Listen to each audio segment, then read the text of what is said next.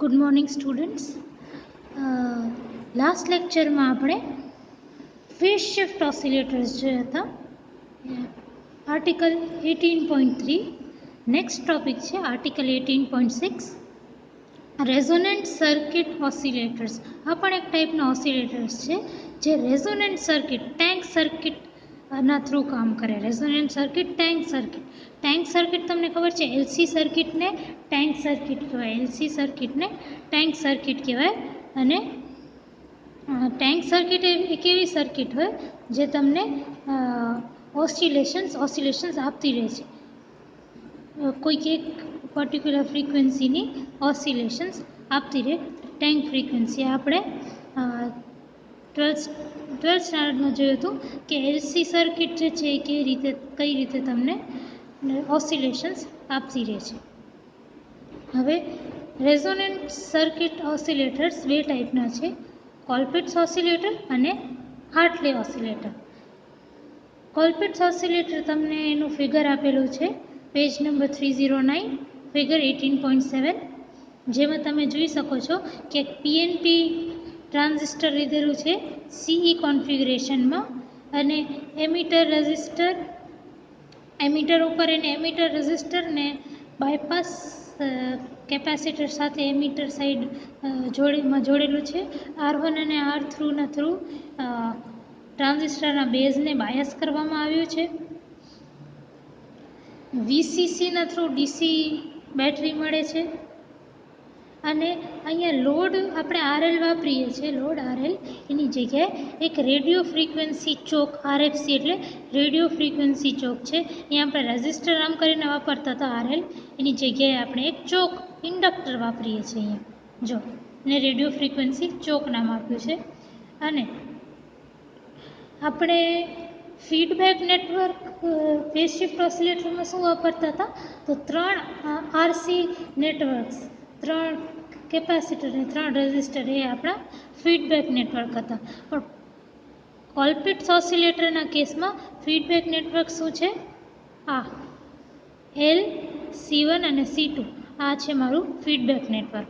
અને પાછું ફીડબેક થઈને ક્યાં જાય છે, જો અહીંયા જે છે આ L અને C, સોરી આ મારી ટેન્ક સર્કિટ છે, ટેન્ક સર્કિટ L અને C, ને પાછું ફીડબેક થઈને આ કપલિંગ કેપેસિટર CCના થ્રુ પાછું ઇનપુટમાં જાય છે.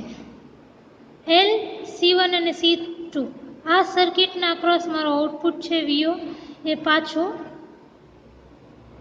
CCના થ્રુ સર્કિટના ઇનપુટમાં એટલે કે બેઝમાં કનેક્ટ થાય છે. જો ઇનપુટ અહીંયા છે ઇનપુટ, અને આઉટપુટ અહીંયા છે આના across.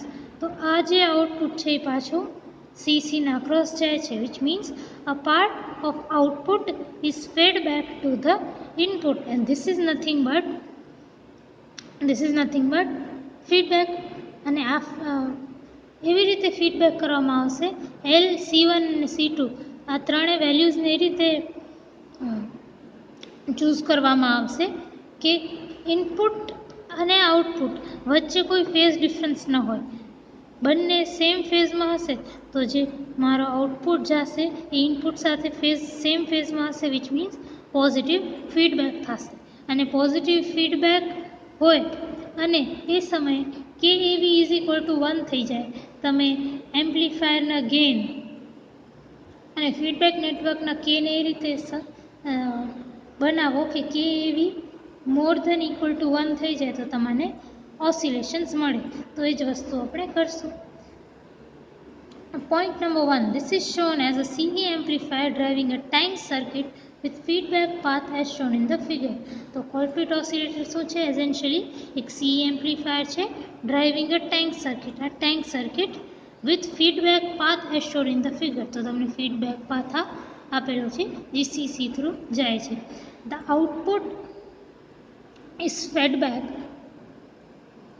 Through CC to the input. આપણે જે આઉટપુટ જે છે એ CCના થ્રુ પાછું જઈને ઇનપુટમાં જાય છે. Point number 3. CC would behave as a short circuit at high frequency.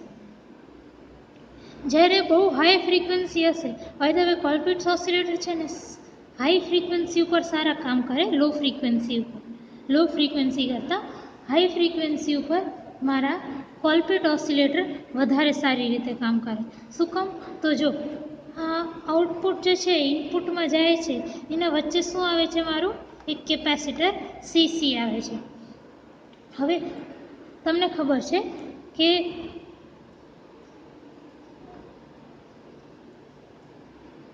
reactance across the capacitor is equal to that xc is equal to 1 by j omega c. હવે જેટલી હાઈ ફ્રીક્વન્સી હોય એટલું omega વધારે હોય, જેટલું omega વધારે એટલું તમારું xc એટલે કે રિએક્ટન્સ અક્રોસ ધ કેપેસિટર ઓછું હોય. એટલે જેટલી વધારે ફ્રીક્વન્સી એટલો મારા એસી કરંટને ઓછો અવરોધ. એટલે કે અહીંયા જો xc is equal to 1 by j omega c. as omega increases xc decreases. એટલે અગર ઓમેગા બહુ વધારે હોય તો xc એટલું ઓછું થતું જાય, અને xc ઓછું થાય વિચ મીન્સ અવરોધ ઓછો થાય. એટલે કે એસેન્શિયલી તમે વિચારી લો ને કે omega tends to infinity then XC tends to zero. XC tends to zero એટલે જરાય અવરોધ નથી આપતો, વિચ મીન્સ કે મારો કરંટ એમને આમ ફ્લો થઈ જશે. આ capacitor will behave as a short circuit. આ એમને કરંટ ફ્લો થઈ જશે, કોઈ ટાઈપનો રેઝિસ્ટન્સ નહીં આપે. તો એ જ લખેલું છે કે CC would behave as a short circuit at high frequency. તો મારો કોલપિટ ઓસિલેટર છે ને એ હાઈ ફ્રીક્વન્સી ઉપર વધારે સારી રીતે કામ કરે. બરાબર. Then radio frequency choke has an high impedance to RF. Radio frequency choke has an high impedance to RF, that is radio frequency or high frequency. હવે તમને ખબર છે કે radio frequency or radio frequency જે છે એ high frequency હોય, વધારે ફ્રીક્વન્સીની સિગ્નલ હોય.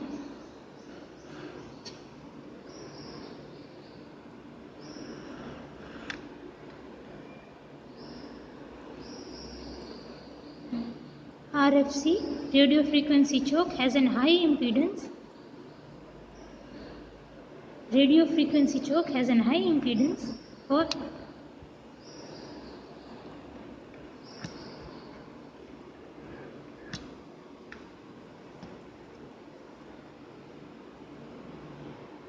radio frequency choke has an high impedance to and the RF or radio frequency, that is the high frequency.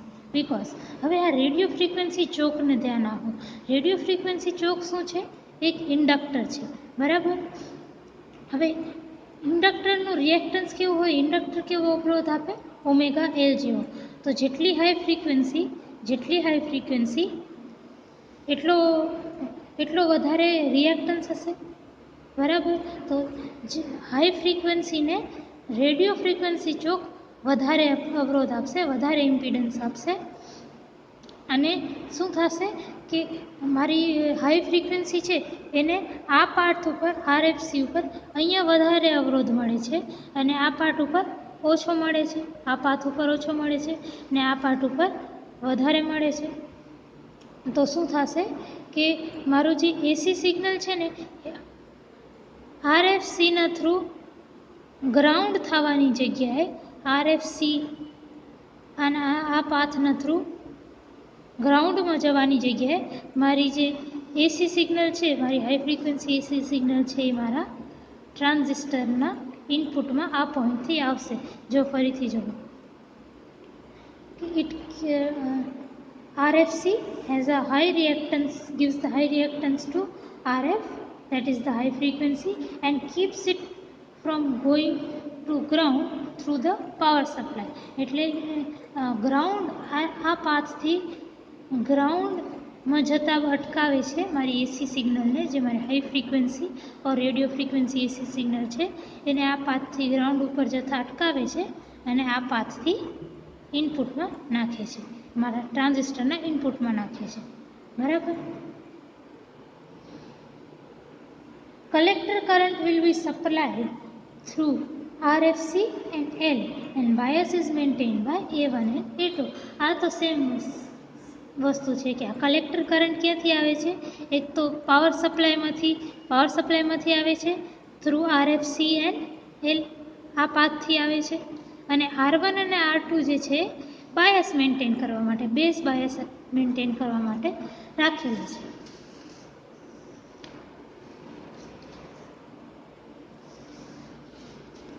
Usually, collector current will flow almost continuously to give class A operation. હવે આપણે બે lectures પહેલાં class A, class B અને class C operations જોયા હતા, જેમાં class A ઓપરેશનમાં continuously current flow થતો હતો. ક્લાસ બીમાં આપણે 180 ડિગ્રી અડધા સાયકલ માટે થતો, અડધા માટે નહોતો થતો. અને ક્લાસ C માટે અડધેથી ઓછો, સાવ નાની નાની પલ્સીસ થતી હતી. તમે એ લેક્ચર એકવાર રિવિઝિટ કરીને જોઈ લો. તો કોલપિટ્સ ઓસિલેટરમાં તમારો કરંટ કન્ટિન્યુઅસલી ફ્લો થાય છે અને તમને ક્લાસ A ઓપરેશન મળે છે. અને કોલપિટ ઓસિલેટરમાં ફ્રીક્વન્સી ઓફ ઓસિલેશન કેવું હશે? F = 1/2π√LC, જ્યાં C શું છે? બે કેપેસિટર છે C1 અને C2, એનું કોમ્બિનેશન છે. C = C1C2/C1 + C2. Although the output may be taken from the oscillator as shown in VO, it is usually obtained by the inductive coupling to L. તો આપણે output જે છે આપણે અહીંયાથી પણ લઈ શકીએ, આ રીતે કંઈક કનેક્ટ કરીને અહીંયાથી આઉટપુટ લઈ શકીએ. બીજી એક વસ્તુ કરી શકીએ કે આપણે ઇન્ડક્ટરથી પણ આઉટપુટ લઈ શકીએ. આ હતો કોલપિટ્સ ઓસિલેટર. નેક્સ્ટ છે Hartley oscillator. Hartley oscillator page number 310 figure 18.9 આપેલો છે. આ જો તમારા હાર્ટલી ઓસિલેટર છે, એક NPN કોમન એમિટર કોન્ફિગરેશનમાં એક NPN ટ્રાન્ઝિસ્ટર છે, જેના લોડમાં મેં એક ટેન્ક સર્કિટ LC સર્કિટ રાખી છે. મારો VCC જે છે એ પાવર સપ્લાય કરે છે, અગેન થ્રુ અ રેડિયો ફ્રીક્વન્સી, જો RFCના થ્રુ. પછી R1 અને R2 મેં બાયસ રેઝિસ્ટર્સ રાખ્યા છે અને પાછળ R1 અને R2 સાથે બે કેપેસિટર્સ પણ રાખ્યા છે, 0.02 માઇક્રોફેરેડ અને 0.06 માઇક્રોફેરેડના. પછી એમિટરના ક્રોસ જે રેઝિસ્ટર છે એમાંથી મારું એક કનેક્શન જાય છે મારા વેરિયેબલ ઇન્ડક્ટરમાં. આ એરો છે ને, એનો મતલબ તમે જ્યારે રેઝિસ્ટરમાં એરો ડ્રો કરો ત્યારે તમે આ વેરિયેબલ રેઝિસ્ટર છે એ દર્શાવવા માટે એરો ડ્રો કરો. તો આ એરો છે ને, આ એરો વેરિયેબલ ઇન્ડક્ટર દર્શાવે છે, એટલે તમે ઇન્ડક્ટન્સની વેલ્યુ બદલી શકો છો. બરાબર. Hartley oscillator can be recognized by presence of a tapped coil and a capacitor across it. એટલે હાર્ટલી ઓસિલેટરને કેવી રીતે ઓળખી શકાય? તો એક કેપેસિટર હોય અને એક ટેપ્ડ કોઇલ હોય. ટેપ્ડ કોઇલ એટલે આ એરોવાળી, જેને તમે ચેન્જ કરી શકો. વેરિયેબલ ઇન્ડક્ટર છે, વેરિયેબલ કોઇલ છે અમારી. બરાબર. તો voltage developed across the tank circuit is fed back to the base emitter junction through 0.02 microfarad capacitor. તો મારો જે જો મારો આઉટપુટ ક્યાં છે? અહીંયા છે, કલેક્ટરના ક્રોસ છે, મારા ટેન્ક સર્કિટમાં જાય છે. તો મારો જે આ આઉટપુટ છે across the tank circuit is fed back to the input through 0.02 microfarad. Oscillator શું છે? ઓસિલેટર એ જ વસ્તુ છે કે તમે આઉટપુટનો એક પાર્ટ લઈ અને ઇનપુટમાં ફીડબેક કરો, અને ઇનપુટ અને આઉટપુટ બંને ઇન ફેઝ હોય તો તમને ઓસિલેશન્સ મળે. When KAV = 1. તો આપણું ફીડબેક કઈ રીતે થઈ રહ્યું છે? તો બેઝ એમિટર જંક્શન જે મારો ઇનપુટ છે એમાં આઉટપુટ જે મારો ટેન્ક સર્કિટના ક્રોસ છે એ 0.02 માઇક્રોફેરેડે કેપેસિટરથી આવે છે. The variable tap on the coil L produces the correct phase relationship. તો આજે તમને એ વસ્તુ તો ખબર છે કે સી અને એલ કેપેસિટર અને રેઝિસ્ટર જે છે એ કરંટ અને વોલ્ટેજના અક્રોસ ફેઝ ડિફરન્સ આપે છે. ફેઝ ડિફરન્સ તમને યાદ હોય તો કેપેસિટરમાં current leads the voltage and ઇન્ડક્ટરમાં voltage leads the current. In both case કેપેસિટરમાં અને ઇન્ડક્ટરમાં કંઈક ફેઝ રિલેશનશિપ હોય છે.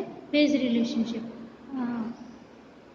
તો રેઝિસ્ટર જે છે રેઝિસ્ટર જે છે એ કોઈ ફેઝ ચેન્જ પ્રોવાઈડ નથી કરતું, પણ ઇન્ડક્ટર અને કેપેસિટર ફેઝ ચેન્જ પ્રોવાઈડ કરે છે. તો આપણે એલને આ જે વેરિયેબલ ઇન્ડક્ટર છે ને એ રીતે સેટ કરવાનું કે મને મારી કરેક્ટ ફેઝ રિલેશનશિપ મળે. કરેક્ટ ફેઝ રિલેશનશિપ એટલે કેવી રિલેશનશિપ? તો ઇનપુટ અને આઉટપુટના વચ્ચે ઝીરો ફેઝ ડિફરન્સ હોય, બંને ઇન ફેઝ હોય, એવું બનાવવા માટે મને અહીંયા એલના વેરિયેબલ ટાઈપને ચેન્જ કરવાનું. Resistors R1 and R2 bias the circuit into class C operation with pulses of current flowing through the parallel resonant circuit at frequency f is equal to 1 by 2 pi under root LC, where L is the total inductance of the coil. હવે R1 અને R2 એ રીતે choose કરવામાં આવે કે મારા હાર્ટલે ઓસિલેટરમાં class C operation મળે. Class C operation એટલે શું? આપણે કોલપિટ ઓસિલેટરમાં જોયું હતું કે ક્લાસ એ ઓપરેશન મળતું હતું કે કરંટ જે છે એ કન્ટિન્યુઅસલી ફ્લો થતો હતો for the whole cycle. Class C operation આપણે પહેલાં જોયું હતું કે ક્લાસ સી ઓપરેશન્સમાં આપણે નાના નાના પલ્સીસ ઓફ કરંટ મળે. પલ્સીસ ઓફ કરંટ મળશે આપણે હાર્ટલી ઓસિલેટરમાં, ને કઈ ફ્રીક્વન્સીથી આવશે? તો 1/2 pi under root LC. Thank you.